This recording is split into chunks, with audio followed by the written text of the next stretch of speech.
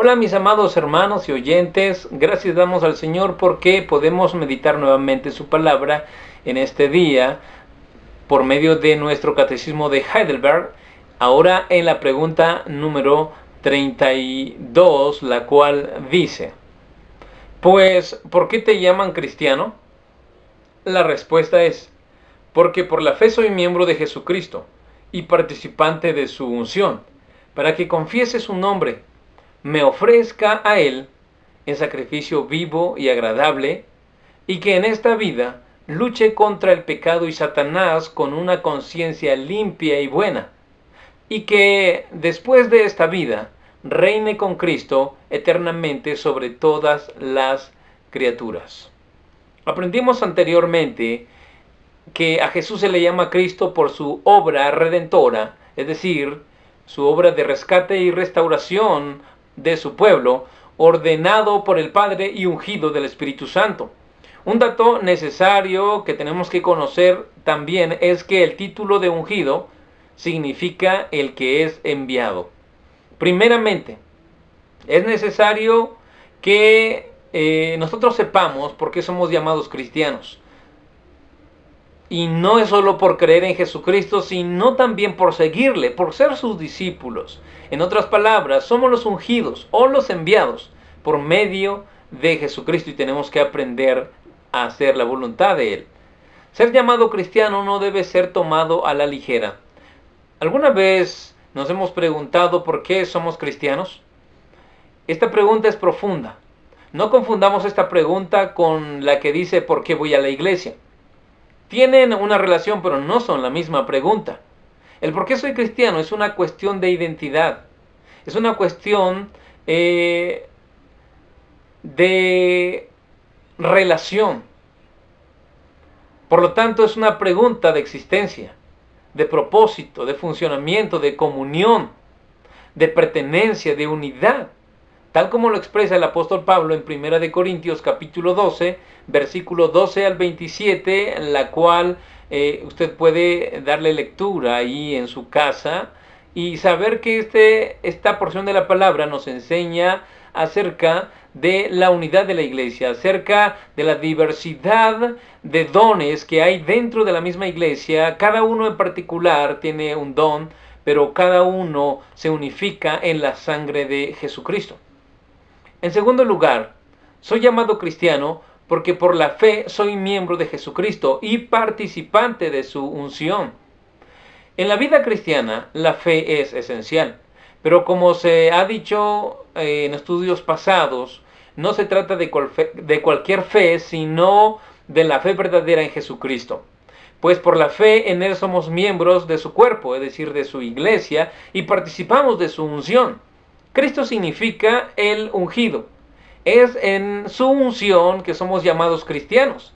Y esta unción viene precisamente del Espíritu Santo a nuestras vidas, el cual nos capacita para ser enviados a hacer la voluntad del Padre.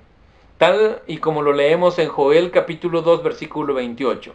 Y después de esto, derramaré mi espíritu sobre toda carne, y profetizarán vuestros hijos y vuestras hijas. Vuestros ancianos soñarán sueños y vuestros jóvenes verán visiones. Joel profetiza sobre el inminente día de Jehová sobre Judá, pero también profetiza sobre la salvación y el llamado al pueblo para arrepentirse, ya que el Señor tiene misericordia de ellos y así derrama Él de su Espíritu Santo sobre su pueblo. El término derramar significa verter o esparcir algo sobre el suelo o sobre un altar. En este caso, era el Espíritu Santo derramándose sobre el pueblo. Esta unción del Espíritu Santo nos sella para ser apartados para Dios y para crecer en nuestras vidas diarias, en la fe que es en Jesucristo. En este texto es retomado por el apóstol Pedro en Hechos capítulo 2 versículo 17. También leemos en 1 de Juan capítulo 2 versículo 27, el cual dice: pero la unción que vosotros recibisteis de Él permanece en vosotros, y no tenéis necesidad de que nadie os enseñe. Así como la unción misma os enseña todas las cosas, y es verdadera, y no es mentira, según ella os ha enseñado, permaneced en él. El verbo permanecer es usado 2 veces en este versículo. Primeramente haciendo referencia a la unción que recibimos de Cristo o del ungido. Y la segunda, de la acción de nosotros los ungidos de permanecer en el ungido, es decir, en Cristo, quien nos ungió para vida eterna. También el término unción viene del griego crisma, que literalmente significa ungüento perfumado, que a su vez viene del griego Cristo, que significa el ungido. Y esta unción, la cual nos preserva para vida eterna, específicamente viene del Espíritu Santo, no de ningún aceite como tal o de algo externo. Así que no necesitamos que alguien venga a ungir nuestra casa o nuestro negocio o alguna otra cosa, pues si tenemos la unción del Espíritu Santo por medio de Jesucristo, el ungido, es suficiente para caminar en la verdad y ser bendecidos por él. Quizá alguien diga, pero Santiago dice que debemos ungir a los enfermos con aceite. Lo que en realidad a lo que Santiago se está refiriendo es al uso medicinal del aceite en el tiempo de ellos. Si hubiera existido la penicilina en ese momento, Santiago hubiera dicho y poniéndole penicilina en el nombre del Señor. La Biblia no está enseñando que usemos el aceite como una sustancia milagrosa, de ninguna manera. Tampoco esa era la función del aceite en los reyes, en los sacerdotes o en los profetas, al ser ungidos, sino como una señal de elección de parte de Dios. Tercero, soy llamado cristiano para que confiese su nombre. Toda la vida es confesión. En cada acto demostramos ser cristianos o demostramos no serlo. Siendo cristianos estamos llamados a confesar a Cristo. Entendemos por confesión el acto de anunciar, de expresar o dar a conocer algo con lo que estamos de acuerdo, sin quedarnos callados, ya sea con nuestras bocas o con nuestras propias vidas. Esto hacían los profetas en el Antiguo Testamento. Por lo que todo cristiano está llamado a profesar y confesar su fe en Cristo. ¿Sabíamos que la palabra profesar está formada con raíces latinas y significa practicar una religión o ejercer un oficio? Y de esta misma palabra se desprende la palabra confesar y también la palabra profesor. Así que todo aquel que enseña algo profesa su fe. Todo aquel que ejerce un oficio o trabajo también confiesa su fe. La confesión en Cristo no se queda solo como una filosofía de vida, sino como un estilo de vida diferente a la del mundo. El Señor Jesús dice en el Evangelio de Mateo, capítulo 10, versículo 32, a cualquiera pues que me confiese delante de los hombres, yo también le confesaré delante de mi Padre que está en los cielos. El verbo confesar significa reconocer, declarar, prometer, estar de acuerdo. Esto en relación al pacto en el que Dios ha entrado con su pueblo. De eso se trata la nueva vida en Cristo. De no olvidarnos de su pacto, de que Él es nuestro Dios y nosotros somos su pueblo. Y que en ese pacto también Cristo, siendo mediador, nos reconocerá ante el Padre Celestial. En el siguiente texto encontramos también el verbo confesar, el cual alude a declarar públicamente nuestra fe en Cristo. Creer y confesar van de la mano en la salvación. Creer es más íntimo en relación a Dios, confesar es más público en relación a los hombres. La confesión del cristiano es el resultado de la fe en Cristo. Romanos capítulo 10, versículo 9 y 10, Pablo escribe lo siguiente: que si confesares con tu boca que Jesús es el Señor y creyeres en tu corazón que Dios le levantó de los muertos, serás salvo, porque con el corazón se cree para justicia, pero con la boca se confiesa para salvación. Es de suma importancia el término boca en este texto en relación a la confesión, ya que se refiere no solo a la abertura que hay en la cara, sino que también implica el uso del lenguaje y la reacción que nuestro lenguaje causa en los demás. También implica estar frente a frente o cara a cara ante los demás, ante el mundo, para confesar que somos de Cristo.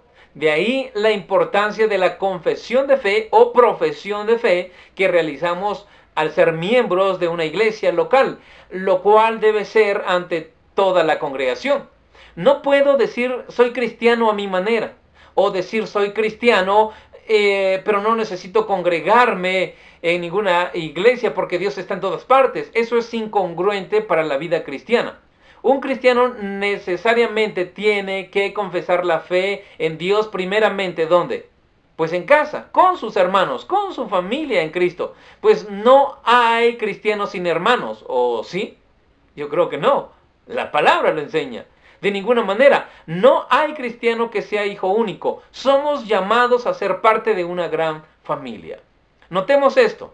Alguien que dice ser cristiano y no quiere confesar ante sus propios hermanos que es de Cristo, mucho menos le dará importancia al confesar su fe ante personas que no creen en Cristo.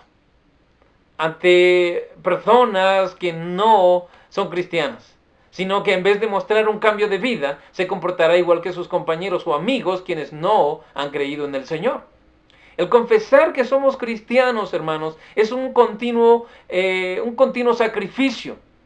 Ya que si no morimos a nuestro orgullo, a nuestra vanagloria y demás aspectos carnales en nosotros, no podremos confesar a Cristo como Dios quiere que lo hagamos. Y no estaremos dando frutos de un verdadero arrepentimiento. Hebreos capítulo 13, versículo 15 dice, así que ofrezcamos siempre a Dios por medio de Él sacrificios de alabanza, es decir, frutos de labios que confiesan su nombre. Y por fruto entendemos el resultado de una obra. En este caso, por abrir nuestros labios y hacer la declaración o confesión de nuestra fe en Cristo. Y esto de manera continua por medio de Jesucristo, de tal manera que muchos creerán a través de esa confesión. Cuarto, soy llamado cristiano para que me ofrezca a Él en sacrificio vivo y agradable. El punto anterior, el de proclamar públicamente la voluntad de Dios, era la tarea de un profeta. Ahora, al hablar de sacrificio, nos encontramos con la tarea de un sacerdote. Tarea u oficio que hemos heredado de Cristo por su unción en su Espíritu Santo. El apóstol Pablo nos da la maravillosa noticia de que ahora en Cristo podemos presentar nuestras vidas en sacrificio vivo porque ya hemos nacido de nuevo. Esto lo leemos en Romanos capítulo 12, versículo 1, y dice, así que hermanos, os ruego por las misericordias de Dios que presentéis vuestros cuerpos en sacrificio vivo, santo, agradable a Dios, que es vuestro culto racional. Ser cristianos es un continuo ofrecimiento de nuestras vidas en sacrificio al único y eterno Dios. Cuando Pablo dice, así que, está diciendo que de acuerdo a lo que Cristo ya hizo por nosotros, al justificar nuestras vidas ante el Padre, podemos ser aceptos como sacrificios llenos de vida, sin culpa delante de Dios y ser agradables en gran manera para Dios en todas las cosas, con todo nuestro entendimiento. La palabra está diciéndonos que sirvamos, que adoremos a Dios entendiendo en Cristo cuál es la voluntad del Padre. Que llevemos ante Él como sacerdotes todo pensamiento a la obediencia de Cristo. La fe se basa en el verdadero conocimiento. La fe en Cristo es algo lógico y no ilógico, ya que está basada en la palabra de Dios, la cual dio orden y estableció leyes a toda la estructura creada. Y juntamente con nuestras vidas, hermanos y hermanas, tenemos que ofrecer también al Señor nuestras obras, todo lo que hacemos, según lo leemos en Primera de Pedro 2.15 y versículo 9, 2.5, 9. Dice, vosotros también, como piedras vivas, sed edificados como casa espiritual y sacerdocio santo, para ofrecer sacrificios espirituales aceptables a Dios por medio de Jesucristo.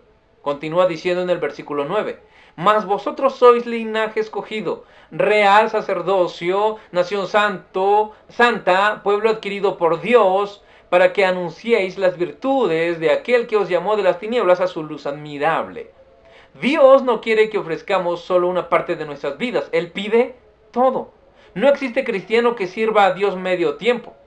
¿En cuántos sermones hemos escuchado decir que Dios solo pide que le demos tiempo los domingos y que aún así, aunque es muy poco, aún así no vamos a los cultos. Estimados hermanos y oyentes, Dios pide la totalidad de nuestra vida.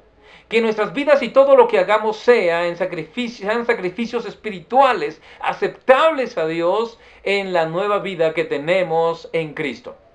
Quinto, soy llamado cristiano para que en esta vida luche contra el pecado y contra Satanás con una conciencia limpia y buena.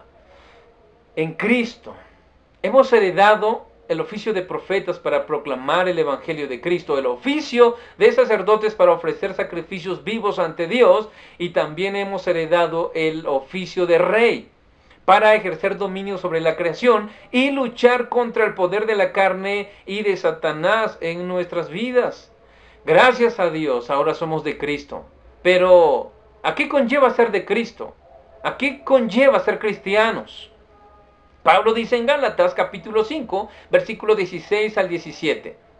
Digo pues, andad en el Espíritu, y no satisfagáis los deseos de la carne, porque el deseo de la carne es contra el Espíritu, y el del Espíritu es contra la carne, y estos se oponen entre sí, para que no hagáis lo que quisierais. Hay muchos grupos denominados cristianos que solo se la pasan reprendiendo al diablo o satanizando las cosas, pensando que la guerra espiritual que un cristiano libra todos los días es el estar ahuyentando a Satanás de este mundo y declarando victoria. El apóstol Pablo nos enseña por inspiración del Espíritu Santo que la lucha contra el pecado y contra Satanás se gana andando en el Espíritu, sin satisfacer los deseos de la carne. El verbo andar describe una manera hermosa de caminar en el Espíritu de Dios, explorando o caminando alrededor, dicho de otra manera, ocuparnos en las buenas obras que glorifiquen a Dios, a fin de no llegar a consumar el deseo de nuestra carnalidad sobre lo prohibido. El Espíritu Santo está en oposición al deseo prohibido que hay en nuestros corazones. Son contrarios y están colocados el uno contra el otro. No es compatible el deseo de la carne en relación al deseo del Espíritu Santo en nosotros. Notamos que la lucha contra la carne la combatimos cada día en nosotros mismos por el poder de la palabra, luchando cada día contra nuestros malos deseos. Para esta lucha es necesario que como reyes seamos buenos soldados. Al igual que David, siendo rey, también fue un gran guerrero, pues no solo ganaba las guerras del Señor contra otras naciones, sino contra las guerras que vivía en su alma, aquellas luchas que él vivía. En la carta a los Efesios, capítulo 6, versículo 11, leemos lo siguiente: vestidos de toda la armadura de Dios para que podáis estar firmes contra las acechanzas del diablo. Como un buen soldado romano, Pablo nos exhorta a vestirnos de toda la armadura de Dios. El verbo vestir implica estar hundidos en un vestido. En este caso, en la armadura o en las armas, en todas las armas que provienen de Dios, para ser capaces de estar de pie con gran poder a los trucos que provienen de Satanás. Y esas armas son mencionadas precisamente en los siguientes versículos del capítulo 6 de Efesios. Pero no son armas humanas, sino celestiales. No son armas de esta creación, sino que viene del poder de Dios, viene de lo alto. Seguido de esto, Pablo también escribe a Timoteo en la primera carta, en el capítulo 1, versículo 18 al 19, respecto a esto, y dice: este mandamiento, hijo Timoteo, te encargo, para que conforme a las profecías que se hicieron antes, en cuanto a ti, milites por ellas la buena milicia, manteniendo la fe y buena conciencia, desechando la cual naufragaron en cuanto a la fe algunos. Pablo le escribe a Timoteo sobre la importancia de militar. Aquí se usa el término militar y milicia. La primera se refiere a combatir o contender contra nuestras inclinaciones carnales, y la segunda se refiere a las privaciones y los peligros que tenemos en la vida cristiana. Sexto, soy llamado cristiano para que después de esta vida reine con Cristo, eternamente sobre todas las criaturas. Ser cristiano es tener esperanza en que nuestro Rey vendrá pronto, y viviremos con Cristo eternamente y para siempre. Jesús expresa estas bellísimas palabras en Mateo 25, versículo 34, y dice: entonces el rey dirá a los de su derecha: venid, benditos de mi Padre, heredad el reino preparado para vosotros desde la fundación del mundo. El reino de Dios ha estado presente desde la fundación del mundo. Él ha sido siempre el rey, nadie más. Y nosotros tenemos la dicha de que el día en que Él venga, reinaremos con Él por sobre todas las cosas. Ser cristiano es herederos del reino. Este único reino no se puede notar sino hasta que Cristo viene a nuestros corazones. Hasta que por fe en Cristo Jesús nacemos de nuevo. Todo aquel que no ha nacido de nuevo solo mira a su alrededor caos y destrucción. Todo aquel que ha nacido de nuevo puede ver el reino de Dios cada día más cerca y con mayor influencia en el corazón del hombre. Así que mientras el día en que el rey, nuestro rey, ha de manifestarse, se acerque, es necesario que padezcamos. Soy llamado cristiano, por lo tanto el sufrimiento antes de la gloria es presente en nuestras vidas. Pablo dice en 2 de Timoteo 2:12, si sufrimos, también reinaremos con él. Si le negaremos, él también nos negará. Si somos cristianos, debemos estar dispuestos a sufrir oprobios, contradicciones sobre nuestra fe. Cuando alguien nos ofende por razón de nuestra fe, la Biblia dice que somos bienaventurados, dichosos. Aunque la situación en la que vivimos sea cada vez más difícil, no dudemos en acudir a nuestro Señor, ya que Él tendrá cuidado de nosotros. El ser cristianos no nos excluye del sufrimiento. Mienten aquellos que dicen que al creer en Cristo ya no tendremos problemas, que ya no padeceremos necesidades. Lo cierto es que todo eso es mentira. El Señor siempre habló de que nuestra vida en Él siempre sería afligida de una u otra forma, pero en Él siempre saldremos adelante, mis estimados hermanos. ¿Estás afligido? ¿Estás cargado de situaciones difíciles? ¿Piensas que morir es la única salida? Todo aquello que estás pensando hacer sin la dirección de Dios solo te llevará a un mayor sufrimiento. Ven a Cristo. Él te está llamando. No tardes. Hay una esperanza para ti y para mí solamente en Cristo. Cree en el Señor Jesucristo y serás salvo tú y tu casa. A Dios sea la gloria eternamente y para siempre. Amén.